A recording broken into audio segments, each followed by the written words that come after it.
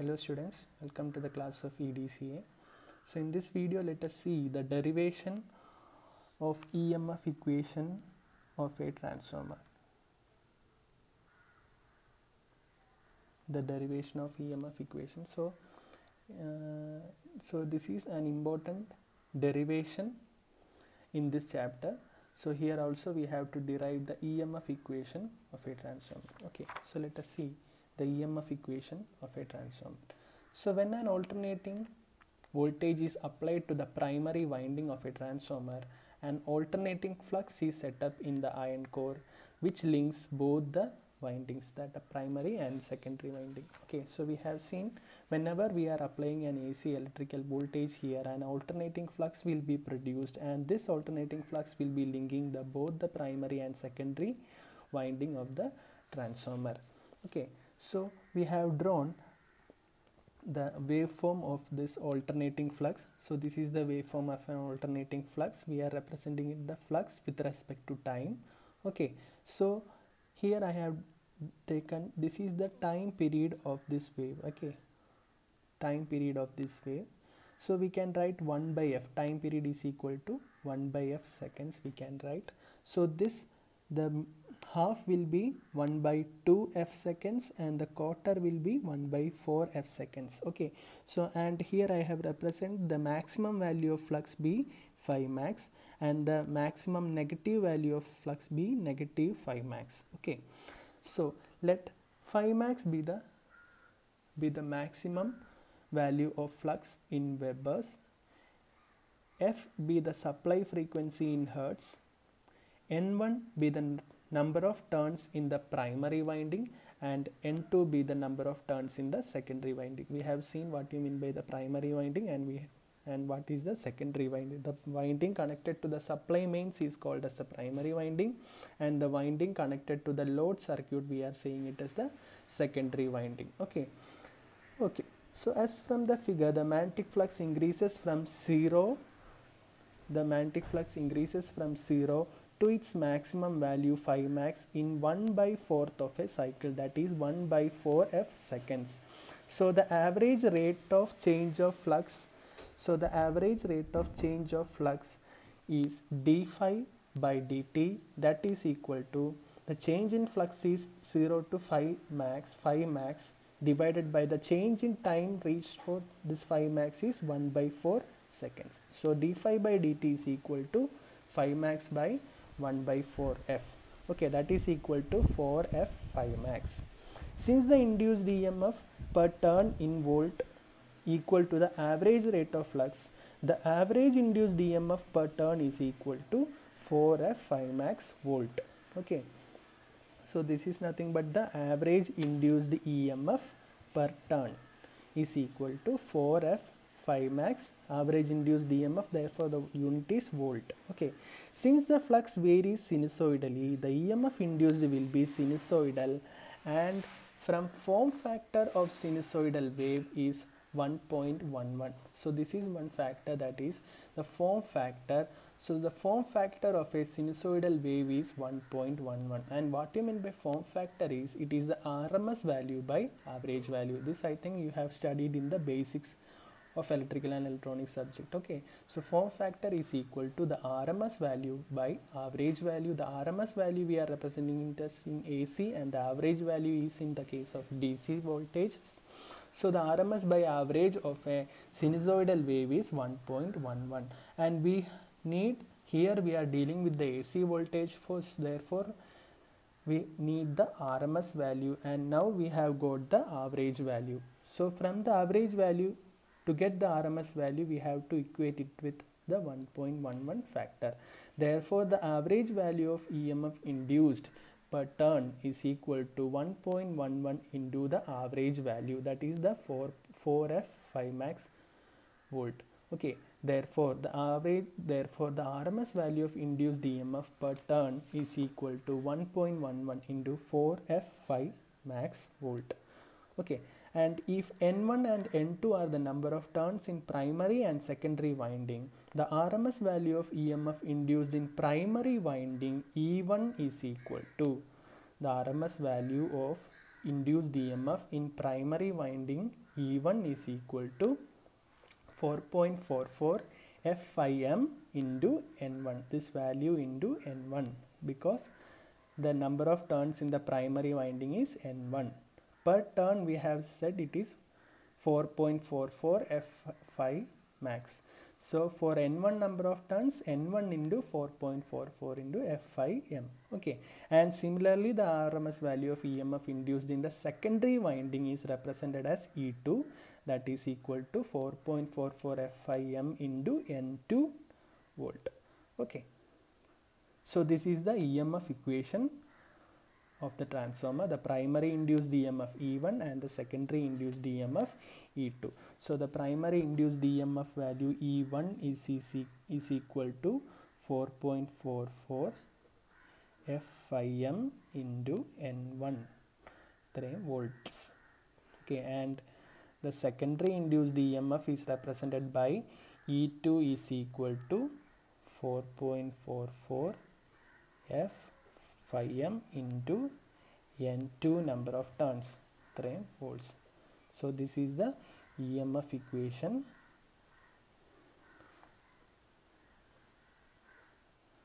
of transformers. So these are the EMF equation of a transformer. Okay.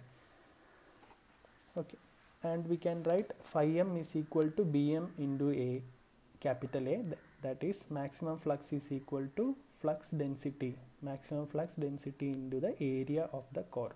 Okay. Okay, so this is the EMF equation derivation of a transformer. Okay, so next let us see what you mean by an ideal transformer.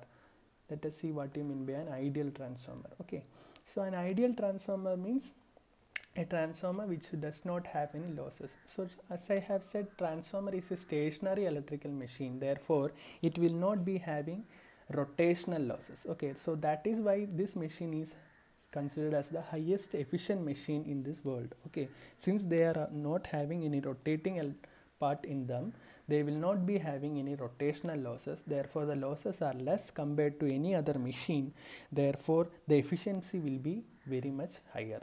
Okay, nearly around 80 to 90% will be the efficiency of a transformer. Okay, so the other losses in the transformers are similarly like in the DC machines, like copper losses and that eddy current and hysteresis losses. So what we can say what is an ideal transformer is a transformer which does not have any of the losses. We can say it is an ideal transformer. That is, that resistance, the windings will not be having any resistance, therefore there will not be having any copper loss. Okay, since the windings does not have any resistance, that I square R loss will not be there, any copper losses will not be there, any core losses will not be there, that is, there is no losses due to the eddy current and hysteresis loss, then we can say it is an ideal transformer. So in practical it is not possible, because the winding will be having some resistance. Since the core is made up of some iron material, it will be having some core losses, that is the eddy current or hysteresis loss, and we are laminating this core in order to reduce the eddy current loss, and we are adding silicon content to this core to reduce the hysteresis loss. So if there is no losses in the transformer, then we can say it is an ideal transformer. Okay, so next let us see the voltage transformation ratio, that is K. Let us see the voltage transformation ratio, that is K. So let us see from this equation, let us take E2 divided by E1 is equal to, from this equation let us take E2 by E1, then we will be getting E2 by E1 is equal to N2 by N1, and that is equal to K, that is nothing but the voltage transformation ratio. Okay, so that is represented with letter K. Okay, so if N2 is greater than N1, if N2 is greater than N1, we can say that is k will be greater than 1. So that means if n2 is greater than n1, that is if n2 is greater than n1, we can say it is step up transformer. Step up transformer. Okay, and if we are saying if n1 is greater than n2, if n1 is greater than n2, the value of k will be less than 1. If n1 is greater than n2, the value of k will be less than 1. That is, we can say it is a step down transformer. Okay, so by seeing the voltage transformation ratio, we can say if it is a step up transformer or a step down transformer. So this is the equation for voltage transformation ratio. There will be problems to find the voltage transformation ratio. So if you have any of these two values, you can find the value of k, either the induced EMF E2 or E1, or from the number of turns of the primary and secondary you are having, then you can find the voltage transformation ratio. Okay, so next, another one also we can say, if it is an ideal transformer, then input power will be equal to output power. Okay, so input power we can write V1 into I1 is equal to output power we can write V2 into I2. Secondary voltage into secondary current and primary voltage into primary current. Okay, so if it is an ideal transformer, the power will be same. That is, if we are writing